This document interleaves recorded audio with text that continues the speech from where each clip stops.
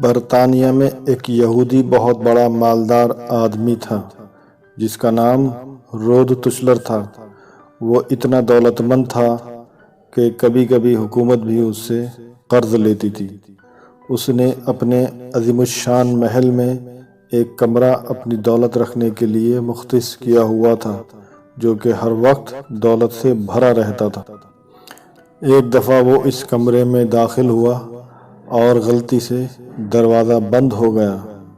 دروازہ صرف باہر سے کھل سکتا تھا، اندر سے نہیں۔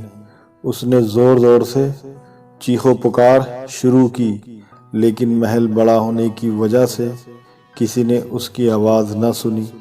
اس کی عادت یہ تھی کہ وہ کبھی کبھی بغیر کسی کو بتائے کئی ہفتے گھر سے باہر رہتا تھا۔ جب وہ کسی کو نظر نہ آیا تو گھر والوں نے سوچا کہ حسب عادت کہیں گیا ہوگا۔ وہ برابر چیختا رہا یہاں تک کہ اسے سخت بھوک اور پیاس لگی۔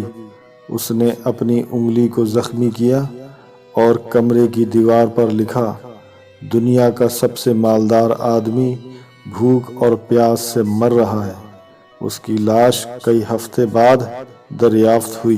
یہ پیغام ہے ان لوگوں کے لیے جو سمجھتے ہیں کہ مال و دولت ہی ہر مشکل کا حل ہے اور دنیا کی ہر ضرورت اس سے پوری کی جا سکتی ہے۔ اس طرح کا انجام اللہ تعالیٰ صرف ان لوگوں کو ہی دکھاتا ہے جو صرف اپنی دولت پر ہی بھروسہ کرتے ہیں۔ دنیا میں ہر ایک انسان کا موت کا وقت مقرر ہے، لیکن ہم نہیں جانتے کہ کب، کیسے اور کہاں مرنا ہے۔